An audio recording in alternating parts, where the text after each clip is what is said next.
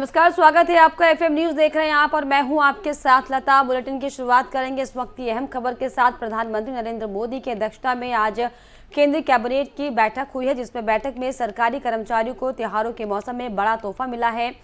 PM Narendra Modi की अध्यक्षता में केंद्रीय कैबिनेट की बैठक में मुफ्त राशन योजना को लेकर भी बड़ा फैसला लिया गया। नई दिल्ली, अहमदाबाद और छत्रपति शिवाजी टर्मिनल, इन तीनों स्टेशनों के पुनर्विकास को मंजूरी मिली है। इस परियोजना में लगभग 10,000 करोड़ रुपए का निवेश शामिल है। रेलवे मंत्री अश्विनी वैष्णव ने कहा कि नई दिल्ली रेलवे स्टेशन बसों, ऑटो और मेट्रो रेल सेवाओं के लिए साथ ही साथ ट्रेन सेवाओं को एकीकृत करेगा। अहमदाबाद रेलवे स्टेशन का नया स्वरूप मोढेरा के सूर्य मंदिर से प्रेरित है। वहीं CSMT के हेरिटेज भवन को छुआ नहीं जाएगा, लेकिन आसपास की इमारतों को फिर से विकसित किया जाएगा। केंद्रीय मंत्री अनुराग ठाकुर ने कहा कि केंद्रीय कैबिनेट ने भी केंद्र सरकार के कर्मचारियों और पेंशन भोगियों के लिए महंगाई भत्ते में 4% की वृद्धि करने का फैसला किया है। त्योहारों के दौरान लोगों में खुशियां होनी चाहिए और इसीलिए पीएम गरीब कल्याण योजना के तहत मुफ्त राशन योजना को 3 महीने तक और बढ़ाने का फैसला लिया है।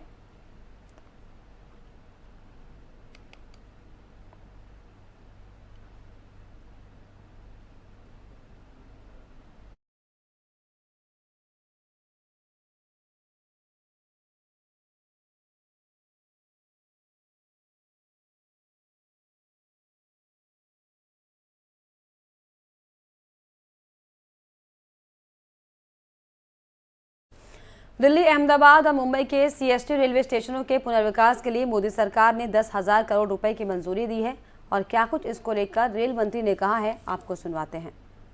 टोटल देश के 199 स्टेशंस का रीडेवलपमेंट का काम चल रहा है, जिसमें बेसिकली 50 लाख से ऊपर जहां ट्रैफिक है, फुटफॉल है साल का, उन सब स्टेशंस को एक साथ लिया जा रहा है।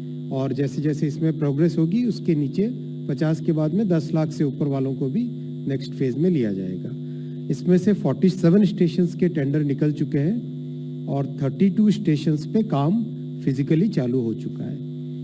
3 जो देश के सबसे बड़े स्टेशंस हैं, नई दिल्ली, मुंबई का छत्रपति शिवाजी महाराज टर्मिनस और अहमदाबाद स्टेशन, ये 3 जो बहुत बड़े स्टेशंस हैं, इन स्टेशंस के लिए आज कैबिनेट ने, माननीय प्रधानमंत्री जी ने कैबिनेट में 10,000 करोड़ रुपए। वहीं केंद्रीय कर्मचारियों को तोहफा और प्रधानमंत्री अन्य योजना के विस्तार को लेकर केंद्रीय मंत्री अनुराग ठाकुर ने क्या कुछ कहा, आपको सुनाते हैं।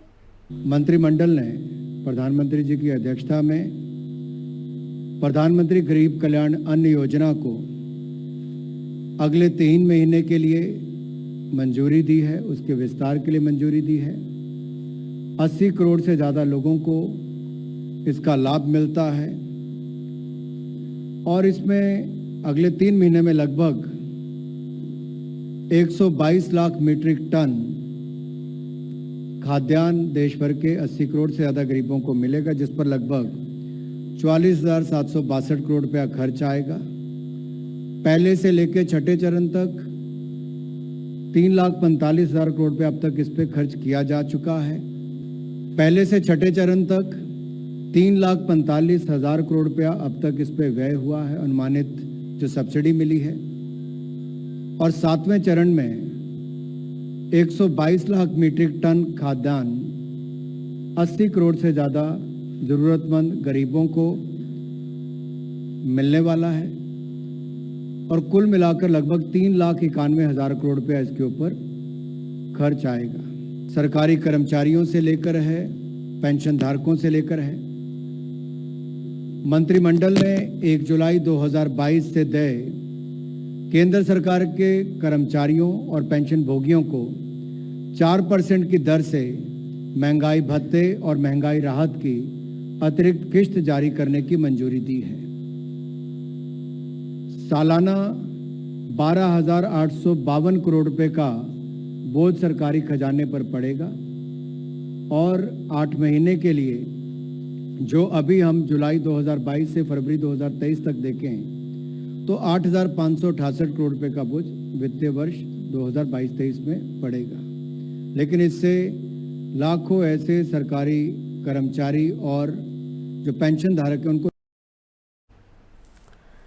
चलिए आगे बढ़ेंगे। कांग्रेस में अगला अध्यक्ष कौन होगा, इसे लेकर अब तक कुछ भी साफ नहीं हो पाया है। तो कांग्रेस में अगला अध्यक्ष कौन होगा, इसे लेकर अब तक कुछ भी साफ नहीं हो पाया है और अध्यक्ष पद के चुनाव से ठीक पहले पार्टी में अंदरूनी घमासान शुरू हो चुका है। राजस्थान में गहलोत और पायलट के बीच का विवाद खुलकर सामने आ गया, जिसके चलते पार्टी को फजीहत का सामना भी करना पड़ रहा है। फिलहाल ये सस्पेंस बरकरार है, अशोक गहलोत अध्यक्ष के रेस में बने हैं या फिर नहीं। और इसी उठापटक के बीच राजस्थान कांग्रेस के नेता सचिन पायलट दिल्ली में डेरा जमाए हुए हैं। वहीं अशोक गहलोत भी अगले 2 दिन में दिल्ली आ सकते हैं।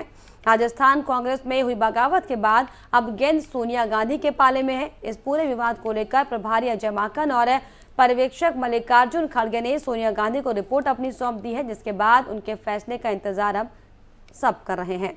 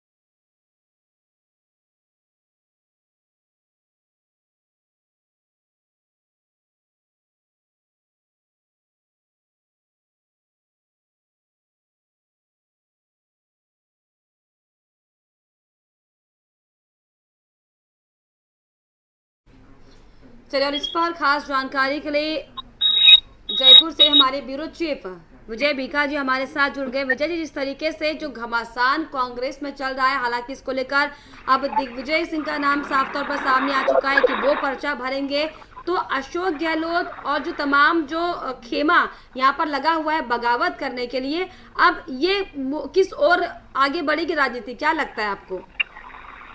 जी लता, आपको बता दें पिछले 2 दिन से जो राजस्थान में राजनैतिक घमासान चल रहा था राजस्थान की सियासत में, उसमें अभी थोड़ा आराम लग चुका है 2 दिन के लिए। और दिग्विजय सिंह को सोनिया गांधी ने दिल्ली बुला लिया है। अभी जो सबसे बड़ी खबर आ रही है वो यह है कि अशोक गहलोत को भी दिल्ली तलब किया गया है। उनका सुबह से 2 बार टाइम चेंज किया जा चुका है, बदल चुका है। अब जो सूत्र बता रहे हैं उसके अनुसार वो रात को 8 बजे दिल्ली निकलने वाले हैं। और हम आपको बता दें, सचिन पायलट कल से ही दिल्ली में डेरा डाले हुए हैं। और इसमें कोई दो राय नहीं होगी कि जो अशोक गहलोत है वो अध्यक्ष अभी दौड़ से बाहर हो गए हैं। आपको बता दें, दिग्विजय सिंह दिल्ली पहुंच चुके हैं। शशि थरूर पहले ही बोल चुके हैं कि वो 30 सितंबर को अपना नामांकन भरेंगे। और जो अशोक गहलोत है उनको आज दिल्ली बुलाया गया है। तो ये कहा जा सकता है कि अभी अशोक गहलोत अध्यक्ष पद की दौड़ में बने हुए हैं। जी लता, लेकिन जिस तरीके से दिग्विजय सिंह का भी नाम आज सामने आ चुका है, हालांकि शशि थरूर भी अपना नामांकन पर्चा भरने की बात कह रहे हैं, तो ऐसे में नहीं लगता कि जो दौड़ धूप राजस्थान और दिल्ली की चल रही है, ये हो सकता है कि यहाँ पर जो मेहनत अशोक गहलोत कर रहे थे, सचिन पायलट कर रहे थे, मुंह इन्हें खानी पड़े, क्योंकि केंद्रीय आलाकमान थोड़ा जो है संशय में है कि क्या किया जाए। जी लता, आपको बता दें, जो कांग्रेस के संगठन मंत्री है केसी वेणुगोपाल, उनका बयान सामने आया। उन्होंने बोला है कि राजस्थान का जो सियासी घमासान चल रहा है ये कोई घमासान नहीं है, इसके कोई मायने नहीं है। राजस्थान में जो भी हो रहा है वो एक दिन में सॉल्व कर लिया जाएगा। इसका मतलब यह है कि जो पूरा घमासान हुआ है इसको सॉल्व करने का फॉर्मेट तैयार किया जा चुका है। जो आपने कहा कि इन्हें मुंह की खानी पड़ेगी, बिल्कुल, क्योंकि सचिन पायलट जो है बिल्कुल बैकफुट पे चले गए इसको लेके। यहाँ पे हम आपको बता दें, अशोक गहलोत तो बहुत सीनियर लीडर है, 50 साल से वो कांग्रेस से जुड़े हुए हैं। उन्होंने जो सोनिया गांधी से लेकर राजीव गांधी, इंदिरा गांधी सबके साथ सियासत की है, तो उनके खेल को समझना बहुत मुश्किल खेल है। और वो जो पूरे इस जो मैटर को देखा जाए, जो घमासान चल रहा है, इसमें वो अपना जादू दिखा चुके हैं। क्योंकि आने वाले समय में हम आपको बता दें, नामांकन की जो तारीख है वो आखिरी तारीख परसों है, यानी कि 30 सितंबर। तो 2 दिन बचे हुए हैं और उन्हें जो है दिल्ली बुला दिया गया है। तो इसका मतलब कहीं ना कहीं वो नामांकन भी भरेंगे और हो सकता है वो हमें मुख्यमंत्री भी बने दिखे राजस्थान के।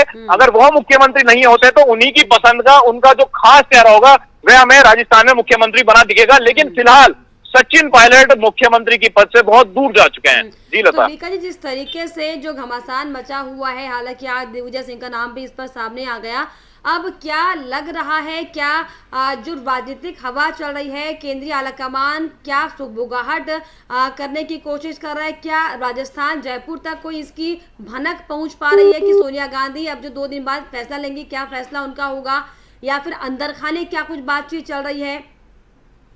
ये जो पूरा प्लान है ये बन चुका है। मैं आपको बता दूं, सोनिया गांधी ने AK एंटनी, जो कि कांग्रेस के बहुत सीनियर लीडर है, उन्हें भी दिल्ली तलब कर दिया है। आपको बता दें, AK एंटनी सोनिया गांधी के बहुत खास नेता माने जाते हैं और उन्हें जो बुलाया गया है, सूत्र बता रहे हैं, AK एंटनी के साथ मिलकर सोनिया गांधी राजस्थान और अध्यक्ष पद पे क्या फैसला लेना चाहिए उसको लेकर डिसाइड कर रही हैं। अभी जो आखिरी फैसला होगा वो आला कमान का सर्वमान्य माना जाएगा कांग्रेस में। तो सभी जो है वेट एंड वॉच की स्थिति में है।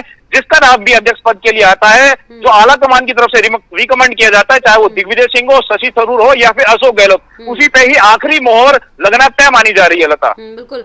जिस तरीके से सचिन पायलट भी अब दिल्ली में डेरा डाले हुए हैं, अशोक गहलोत को दिल्ली बुलाया गया है, तलब किया गया है, तो क्या कहा जाए, राजस्थान में जयपुर में क्या हेड ऑफिस में क्या कुछ माहौल देख पा रहे हैं सर आप?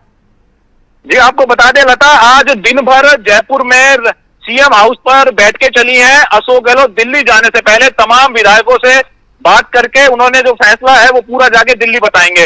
और सचिन पायलट के गुट की तरफ से जो खबर आई है, वहां से ये कहा गया है कि अगर आलाकमान एक विधायक से मिलकर इस पूरे मुद्दे पर बात करते तो उन्हें सही जो है फैसला सुनाने में मदद मिलती, लेकिन ऐसा नहीं हुआ। तो लता, ये तो वेट एंड वॉच की स्थिति है। जो सारा जो फैसला है वो आलाकमान पे टिका हुआ है फिलहाल। बिल्कुल, वाकई ये पूरी जो स्थितियां बन चुकी हैं वो वेट एंड वॉच पर निर्भर करती है कि आखिर अब 2 दिन बाद क्या फैसला सोनिया गांधी लेंगी। और जो पूरी जो दौड़ धूप चल रही है अध्यक्ष पद को लेकर, कौन से नेता को मौका मिलता है और किसको मुंह की खानी पड़ती है, फिलहाल आने वाला वक्त बताएगा। बहुत शुक्रिया आपका बीका जी तमाम जानकारियों के लिए। तो जिस तरीके से आपको बताएं कि जयपुर से लेकर दिल्ली की जो दौड़ धूप है कांग्रेस नेताओं की लगातार लगी हुई है। सचिन पायलट जो है दिल्ली में डेरा डाले हुए बैठे हुए हैं और ऐसे में अब अशोक गहलोत को भी दिल्ली बुलाया गया है। यानी कि जो स्थिति है वो सिर्फ वेट एंड वॉच की है और वेट एंड वॉच के बाद ये सामने आ पाएगा कि क्या फैसला केंद्रीय आलाकमान अध्यक्ष पद को लेकर, राजस्थान के मुख्यमंत्री को लेकर और जो भी तमाम अंतरकला राजस्थान में चल रही है इनको लेकर लेती है।